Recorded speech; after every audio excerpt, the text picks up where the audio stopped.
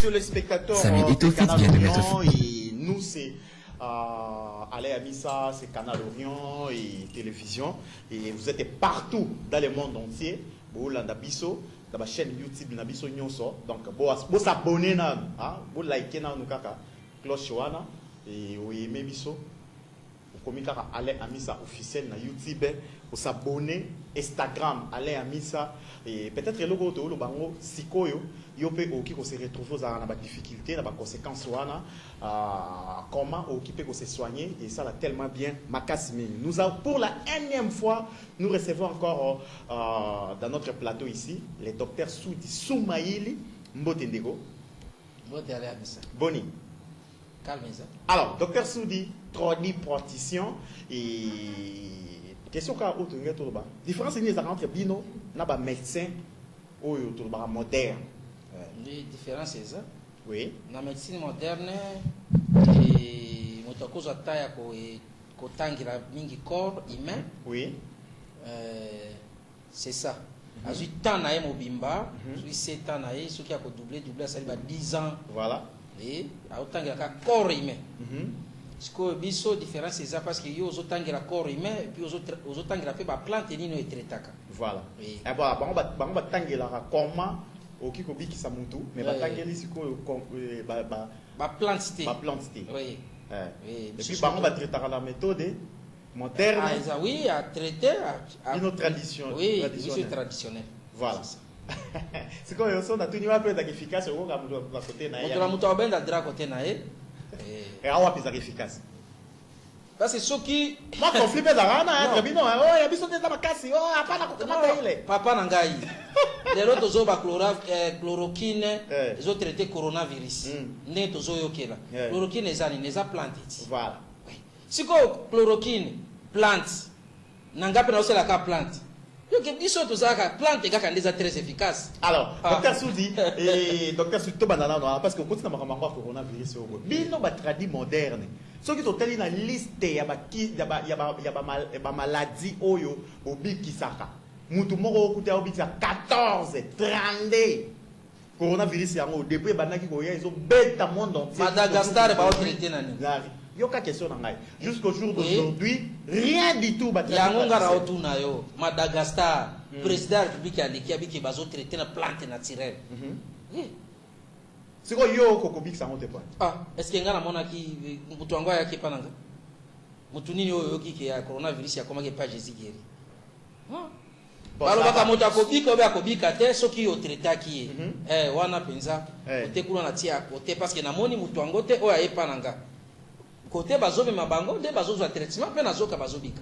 Blanche kanga na ba photo non wana isabi kanga na ba photo belé wana soki mutu coronavirus aye baye na ye akobika ndé question nanga eza songi te je suis en train de poser la question eza nango maladie oyo bato nyonso bazobela pe bato bazobika soki bazobikisa bango na bazo traiter bango parce que moto abikisa eza nzambe soki bazo traiter bango na ba plante na ba plante comme ba kinine kinine eza plante parfois ba cause yango ezala liquide parfois cause la comprimé et nyonso eza ka plante biso pe to traiter kana plante problème na biso c'est que soki moto a monani oyo aza malade soki abiki to kumisi nzambe.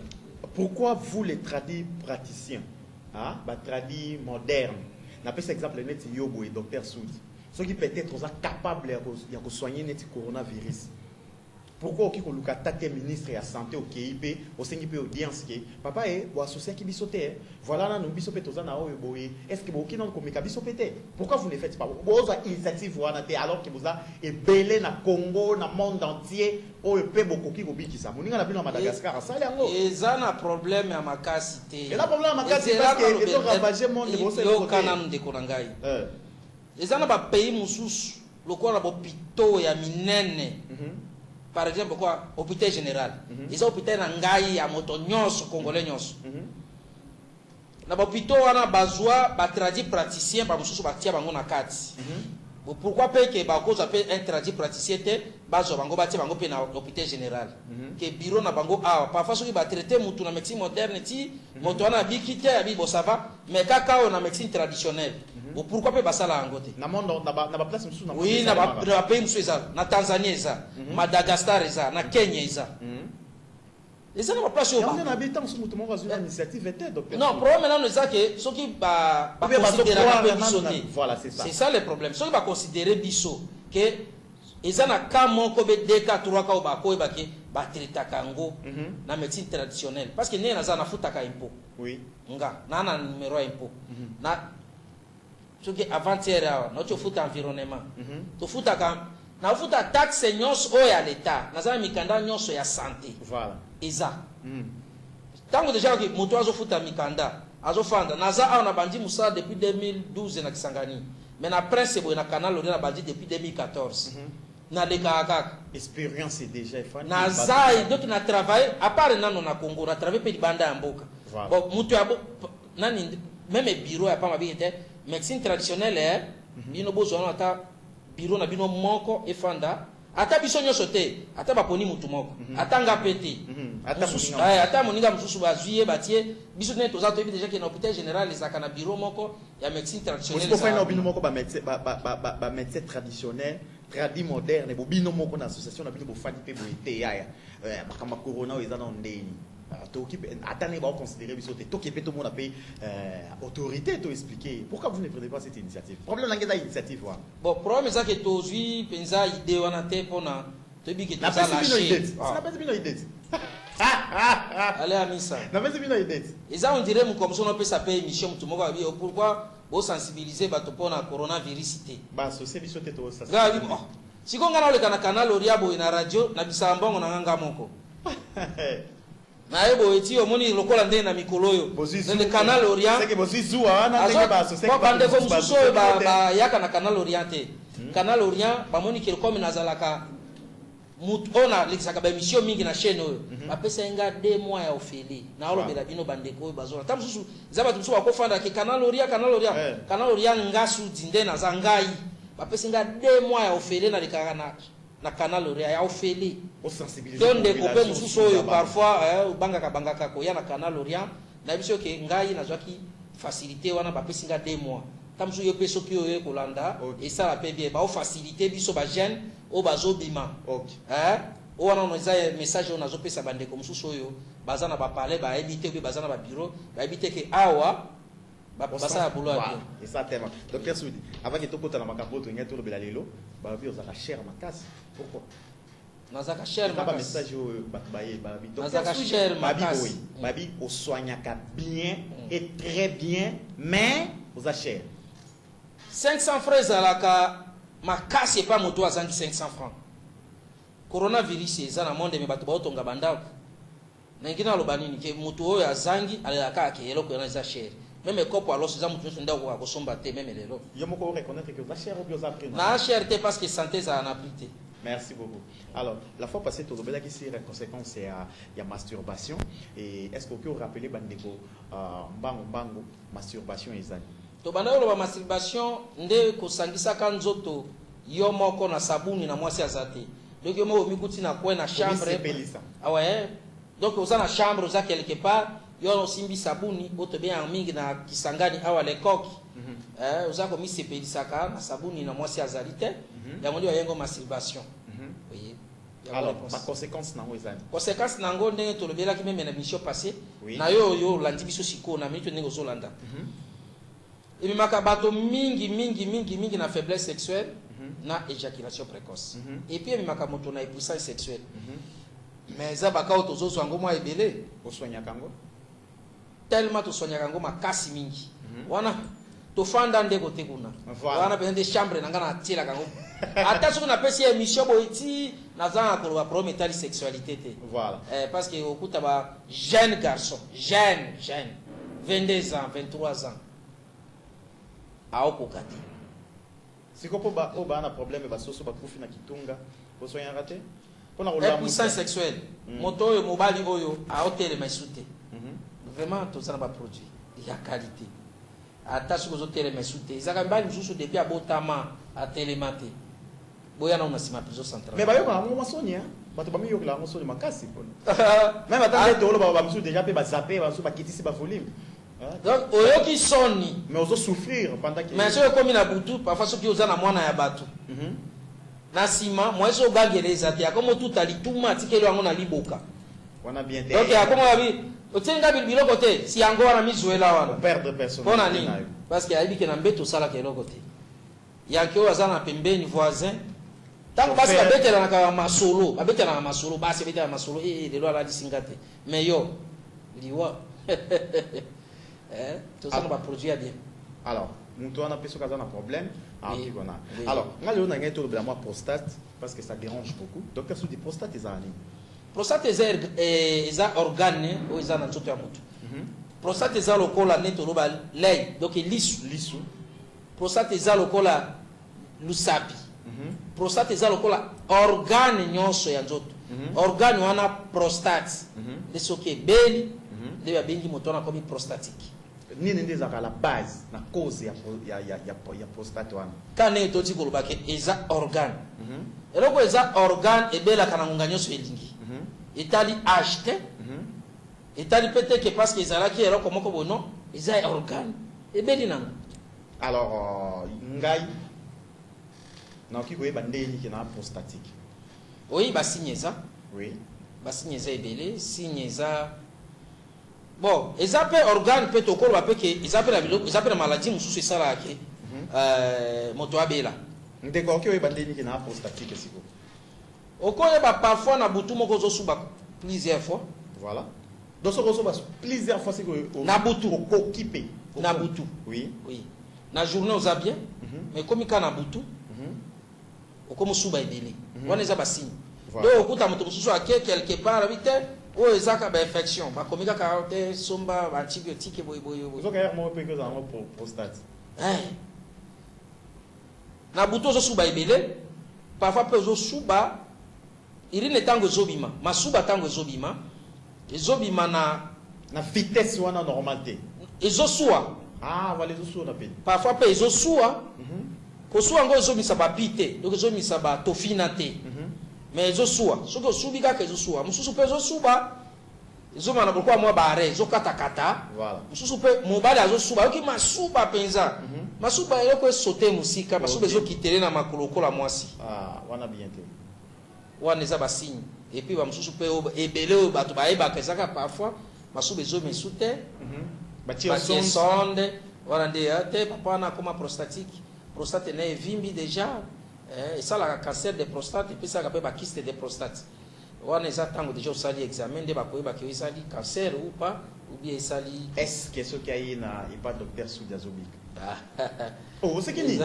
Ba que ça raison c'est que ça docteur Soudi. Bon boni ezala nini eza on dirait okolo cause mwana yo boti azobenda na makolo obi bosane course bosa ya course oh mona ndio sio sai kabo okomi olekie donc eza boulot nanga vraiment après combien de jours ndio okyo prostate wana eza ba traitement ba journée moko ici nango soki batie au sonde prostate journée moko soki batie au sonde okosuba même jour docteur Soudi wana TV webinga za mutatembe TV za radio te yokate webinga za mutatembe so eba na za mutatembe makasi ebinga na TV pona yamba bato ko iseke il faut za muto za en considération et donc muto za prostatique ala na télévision siko ala na biso monde entier parce que to tia émission au pe na ba chaîne YouTube na biso ala prostatique a benginesi na numéro yo ngana pesa adresse na yo abiki journée moko problème eza numéro na yo ndeza wana yango na na se wana numéro no eza na journée moko yango nde na zoloba numéro no na yango wana si numéro no wana oui papa waza prostatique bazola na biso partout na ba hôpital na ba hôtel na ba restaurant partout na monde bozola na biso soki na pesi okisi obiki même numéro OK les gars na fandisho ya bolobi ke te na leke pas sous et puis atindelo vidéo na WhatsApp numéro na eza na WhatsApp oui numéro na WhatsApp comme ça batindelo vidéo ngai papa tel anazoki kisi place tel place ya Soudi nga na bikité obikisa combien Oh, nombre et vanité. Nombre et vanité. Nombre et vanité. Voilà. Parce que aujourd'hui, on a par jour, on a 50-60 personnes.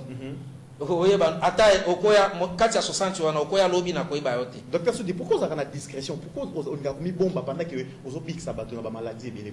Bon, on a l'ingate, bon, le Koya ba système on a ya ko zwaka bateau, ko filmer bango ko lekisa bango na TV. T'es comme bombe neti yo poto ya mopé na TV boy. Ma problème, docteur Soudi, ya kana non sunga ba.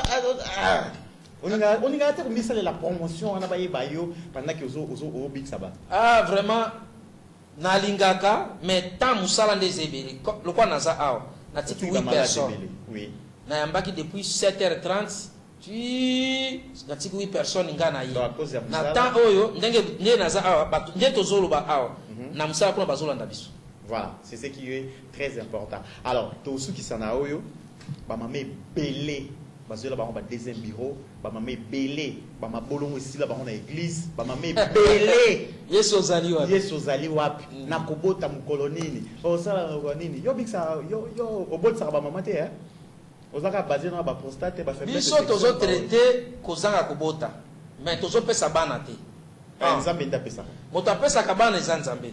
Tozo traité kozanga kobota. Toye bana no cause. Oui. Si tu traité cause to, si tu bika cause. Examen pas biso za gratuit hein. Examen za ya pamba. Fiche kaka 2 ans à 2000 francs. Oye osali examen, toye examen ofele. Ofele.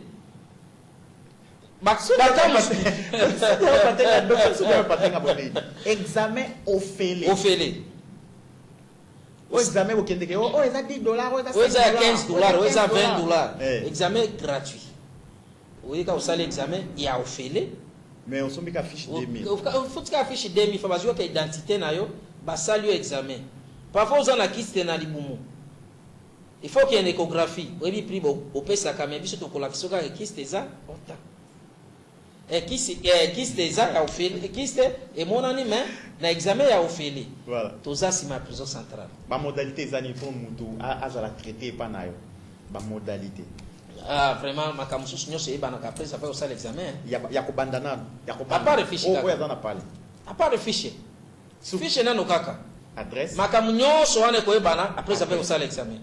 Toza si ma prison centrale avenue de Bokotier. Toza on a vu la Kisangani. Bande ko bazolanda biso libanda. Ah, il faut que ça adresse pour na bon. Ya province na biso, pour lui toza na ville la Kisangani na commune ya Makiso, si ma prison centrale. Numéro na biso, numéro ya ndako za ya musala za numéro 6 avenue Oyo, ils ont la réserve. Avenue de Bokotier numéro 6.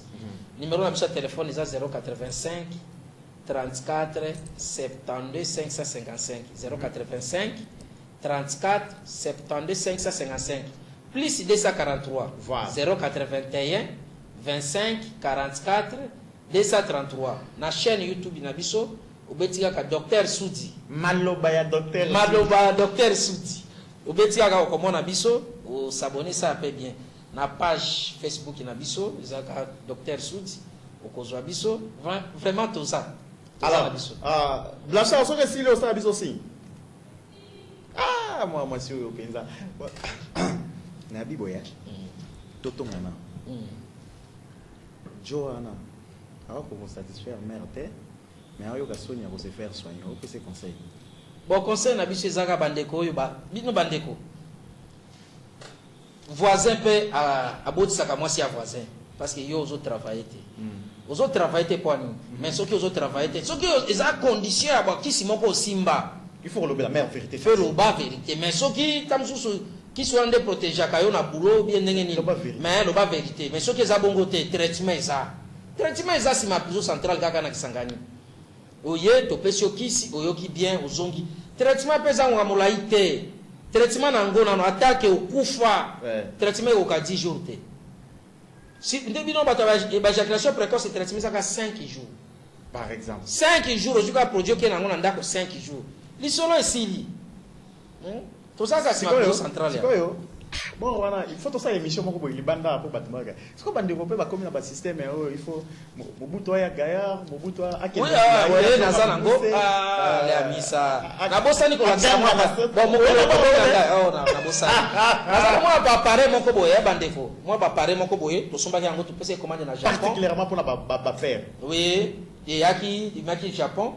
So les gens ont mis condi ça peut non. Ouais, ce que vous en avez pour ça que moi quoi allonger 2 cm ou 3 cm au la mobali, tout ça moi pareil mon quoi na.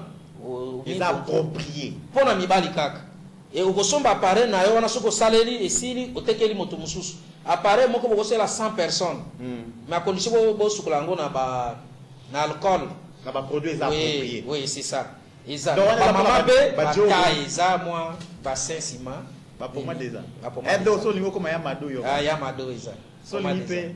Donc comme ka shiri. Même panzi ozana pose ya mama munene, ozana pose pe panzi e konda, tamsusu yo pe.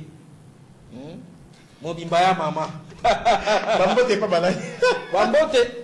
Bon, il y a monde entier, hein, parce que tout le monde entier. Bon, ouais. Congo Mobimba. Monde entier. Afrique, Europe.